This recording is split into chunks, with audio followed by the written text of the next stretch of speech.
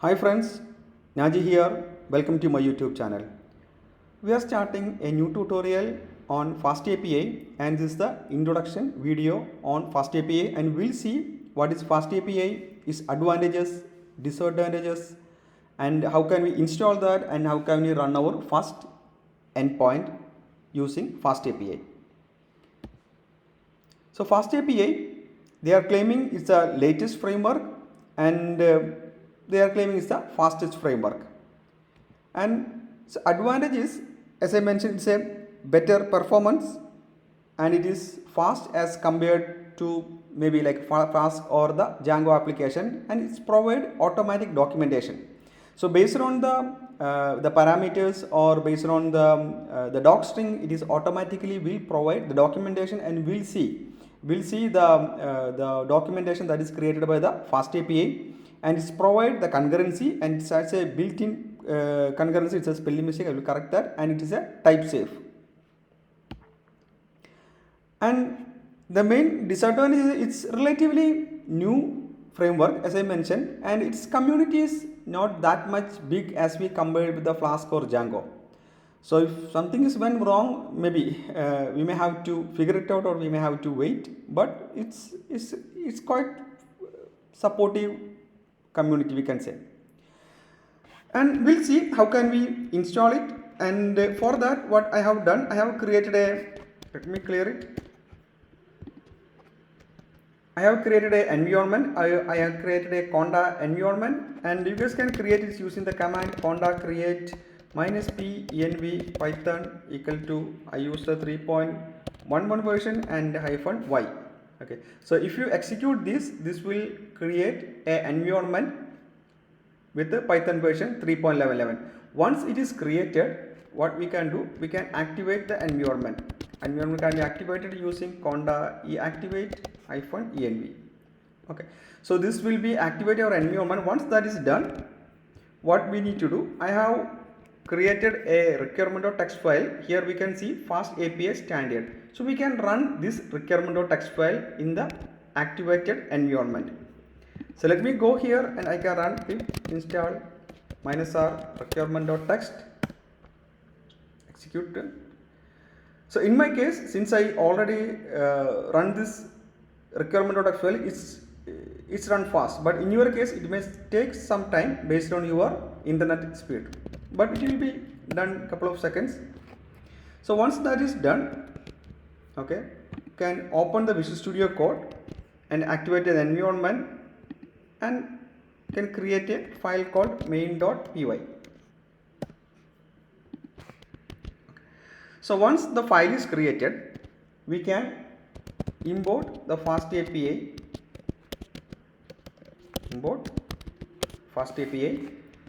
and once that is created, we can create an app using FastAPI, a variable with respect to FastAPI.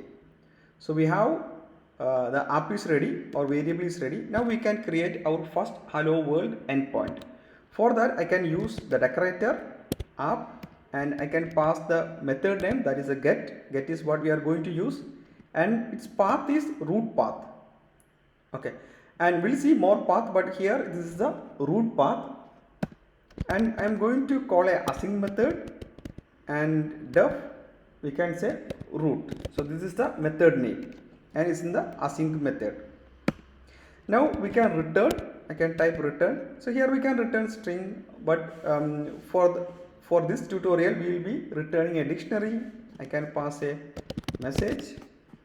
So this is the famous message whenever we start a new program, that is the hello world. So we are done with our coding. So this is our first endpoint, and let me go and run this. For that I am going to my console.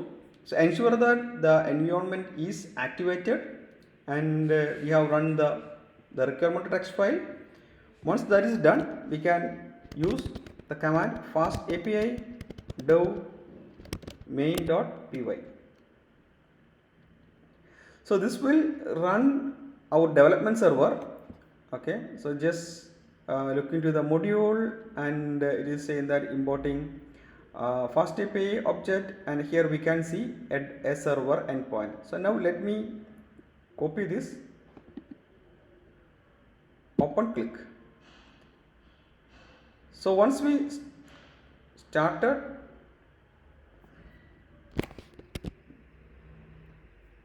okay, sorry, it's actually stopped. Oh, it says address already in use. So this is usually we will able to see this kind of a message, the what we call the address already in use. So we can check lsof. I think it's minus I. Maybe I need to do a research. 8080. No, maybe 8000. Okay. So this is the what we call, this is actually this port number is already used by our previous run. Okay. So when I did my test run, I created an application. Then when I killed that application, the process is still running. Okay. For that, what I can do, I can kill this using let me search this. I forgot that one. So this happens, like you guys can also do the same thing. I can check that port is still used in Mac. Kill port. So let me see how can we find and kill. So it's a simple command.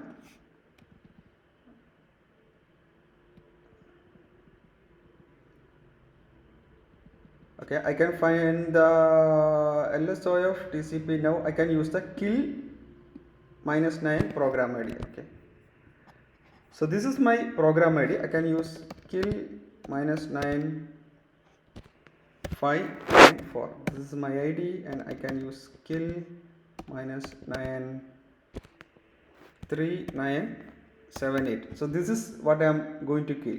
Okay, so these are the two things. So this is done. Now I can start it again.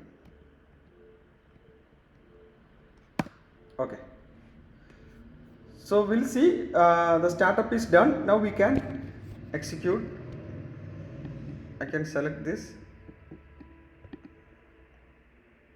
open link. So this is working, and we will able to see the hello world. Since it is a get call, we don't need to pass any parameters, so we are able to see it's a hello world.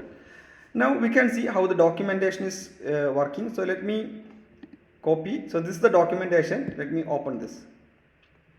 See here, we will able to see the FastAPI documentation, and let me expand this, and this is our get method. Now I can click on the try it out. Now hit on the execute. So once this is done, see, we will able to see the response, and its code is 200. And in this way, this is very easy to test, right? We don't even no need to go to the Postman, and from here itself we will able to test it. And they are actually providing a curl command also. I can copy the curl command. Let me copy the curl command, and maybe I can open another file, another window, and just hit it. Basic, and here also we can see the response, that is the hello world. And this is the documentation that they are providing by default. We didn't do anything to create this, right? FastAPI is taking care of all those things. Now I will show you one more thing. So let me go there, let me add a command, and let me add a doc string. Here I can add that this is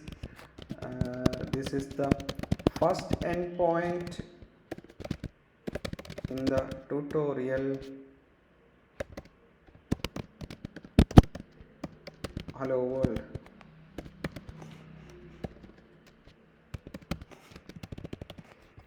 Right, let me save this, and whenever I save this, this is reloading in the background, and let me go there. Here, just refreshing. So we will able to see the details. So this is the first endpoint in the tutorial and hello world, right? So this is dynamically loading and dynamically creating the documentation based on the doc string and our parameters. Okay, so we'll see more about this, and what I will do, I will push, or I will commit this into the GitHub repository, and I will share this with the version number, so you guys can download and you guys can verify that, or you guys can check this. Okay, so that's about in this video. So please do like and subscribe. Have a nice day. Bye bye.